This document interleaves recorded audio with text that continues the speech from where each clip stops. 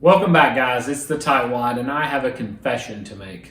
We've been living in our home for about 10 years now, and when we first moved in, we talked about adding a backsplash in the kitchen. And as you can see, there's still no backsplash. So we put a few projects on the back burner for a lot of years, and this is one of the two things that we promised to do when we moved in and never did. But today, that's gonna change. My wife was looking through TikTok the other day and we saw a video of someone installing Shiplap as the backsplash in their kitchen. So I started down the rabbit hole of learning all about Shiplap and how to install it, and today I'm going to show you how you can do the same in your home. Here are a couple of sneak peeks at the finished product, which we are extremely happy with. It's time to start painting. I'm going to be using the Home Right Finish Super Max today, and I have my boards elevated on buckets. A sheet of plywood, the cheapest kind you can find. I have some little metal sticks running underneath the boards to elevate them off the plywood so they're not sitting flush on it, and I'm ready to paint. So I have my Sherwin-Williams Emerald urethane trim paint in here, and I'm going to start painting. Before I start laying paint on the boards, I'm going to spray some lines on this cardboard I have on the ground just to make sure my pattern looks good.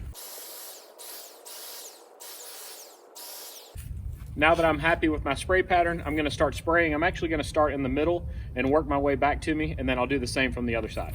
If you want to see a shorter version of this video without all of the tips and tricks and details, just click that link in the top right corner now and it'll take you to the video.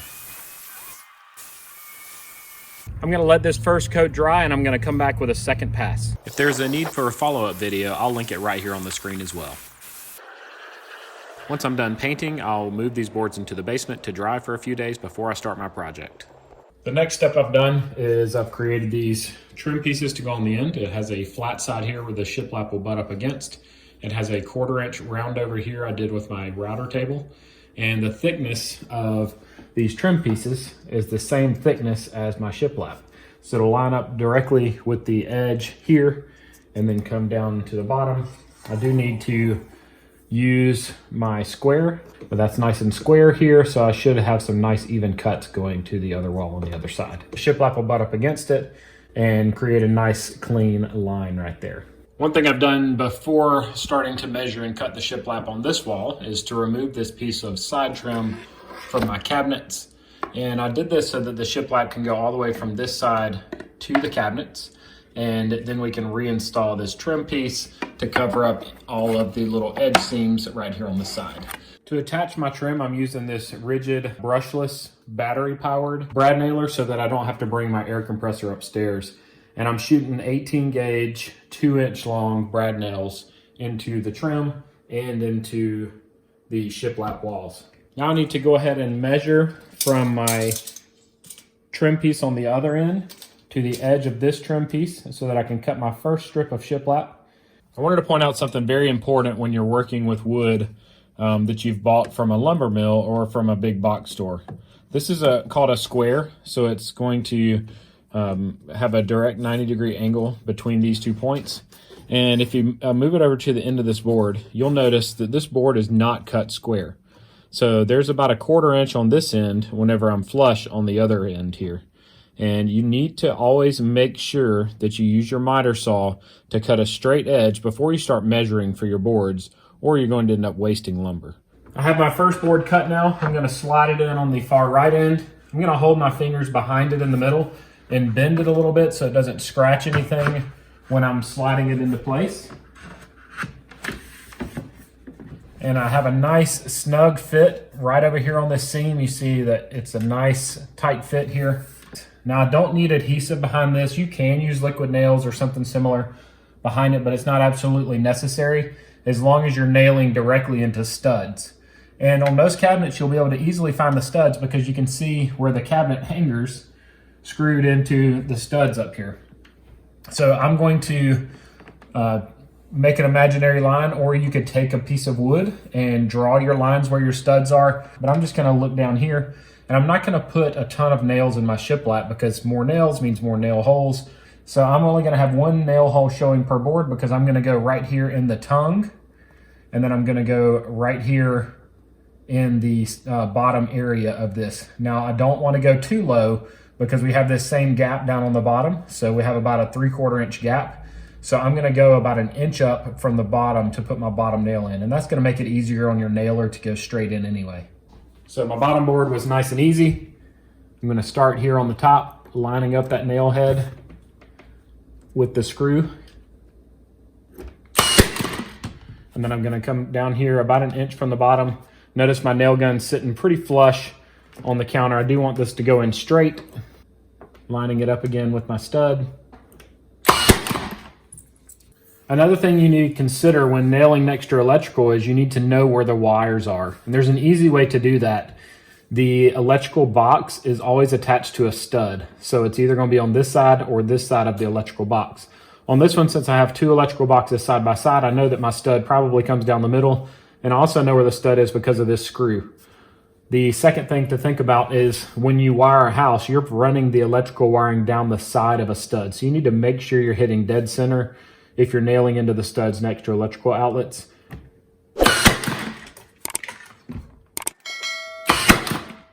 Make sure I don't go too close to the outlet side. And then when you're next to a cased opening like this, there's typically a frame all the way around it. So we should have two 2x4s at least width here of studs so I can go close to the end. Next step I need to do is remove these outlet covers and get my measurements for my next board. To plan to cut around these pieces, I'm gonna first cut the board to the correct length.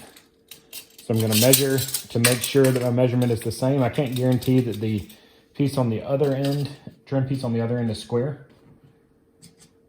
And it's a good thing I measured. We are a 1/16 of an inch longer now. So obviously the door casing on the other side is not square with the counter. With the board cut down to length, I can now mark where I need to have each of my cuts. Fortunately, this light switch is close enough to my trim that the wall plate for the light switch is going to cover it, so I don't need a little thin strip of my shiplap going up the side here. So I'm going to mark just on the outside of each box. Then this is where these extra pieces of shiplap you have come in handy. So I can actually figure out how far down I need to cut. I need these tabs over the edge of the shiplap, but I need this screw exposed. So the shiplap needs to run right here underneath this screw. So I'm going to mark this height here. It should be the same if your electrician did a good job. Should be the same for all of the boxes along the wall. So that height right there is good for this. And I'm going to check this one down here. And that height works here as well. Now what I can do is take my piece of shiplap and lay it on top of my other piece here, and I can mark that bottom line. I've now come down to the basement and I've marked out where I need to make my cuts. I'm using a scroll saw to cut all the lines that I can reach because it's the cleanest cutting saw that I have, and it does details really nicely. But I didn't have enough throat distance on the scroll saw to cut this back line like I did on the others. So I'm gonna have to use a jigsaw to cut this bottom line. And to do that, I'm gonna take a drill and drill a hole that's bigger than the blade of the jigsaw, and then I'll be able to get my jigsaw in here and run it down that bottom line. To prevent the paint from getting scuffed up from my jigsaw, because the foot plate can be a little bit abrasive sometimes, I'm going to lay down some masking tape where I'm going to be pushing the jigsaw across the board. This will serve two purposes actually. It's going to keep it from tearing out so bad here on the top, and it's also going to prevent the scuffs. With that in place, I can easily push my jigsaw blade down through the opening here and begin my cut.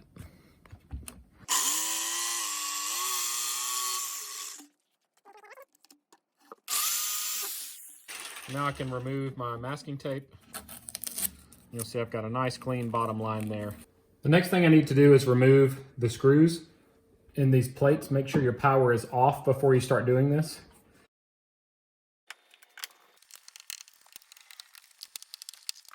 After you remove your wall plates, you'll probably have some messy sheetrock work behind it, which is perfectly fine because it's typically covered. But when we start adding our shiplap, that's going to cause the shiplap to raise out from the wall. So you have a few options here. You can use one of your 6-in-1 painter's tools. I'll put a link to this in the description and in the pinned comment. You could also use a razor blade knife. And then you also have these types of razor blades. These are used a lot when you're scraping windows after you've painted them. But you can just scrape in towards the outlet and don't worry about messing up the paint around it because you're going to be covering it up anyway. And then just run your finger along the edges to make sure that you don't have any loose pieces. With everything cleaned off and our board sitting nice and flush, I'm going to start in this corner down here. Then I'm going to again follow my studs. Shooting about an inch above. We don't want to hit the nail from the previous board accidentally.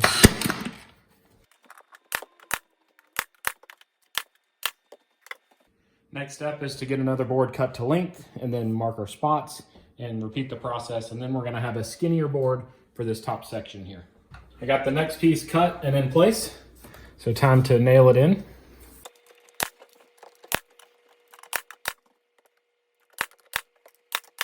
Cutting this one out is a little bit different because part of it's going to go beneath the cabinets while the other half wraps up this wall. So I've already cut the board to length. So I can jam it against the trim piece on the other side and here, and I can mark right here next to this cabinet so I know where the vertical cut's going to be. And then for the horizontal cut, we're going to use our cutoff piece again. We're going to put it down just like it's another piece of shiplap, slide it over, and mark it where that top board needs to go. Also need to measure the gap here and make sure it's the same gap down here to make sure that I can cut a straight line, and that's going to fill our need. So you can see how it wraps here and has a nice tight fit here, nice tight corner there. And I cut this long line with my table saw, and then I cut in the small line here with my scroll saw again. But the table saw allowed me to get a really long straight line. Now you could achieve this same thing with a circular saw and a brace to run it along, or you could try to freehand it with a jigsaw, but you're probably gonna have less luck getting a straight line with a jigsaw than you would with a circular saw with a guide or your table saw.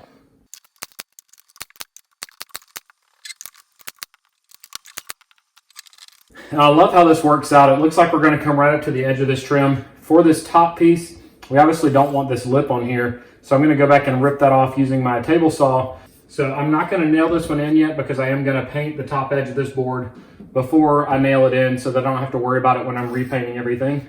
But this wall is finished. So now I'm going around with this wood filler. It's the pink kind, so it goes on pink, but it dries to a tannish wood color. And I'm using just a putty knife to put that on with. You can also use caulk or even spackle for this. Here's what I use to put the brad nails in a little bit deeper if they didn't sink enough. It's called a nail punch. I'll make sure I link this in the Amazon links below in the description and in the pinned comment.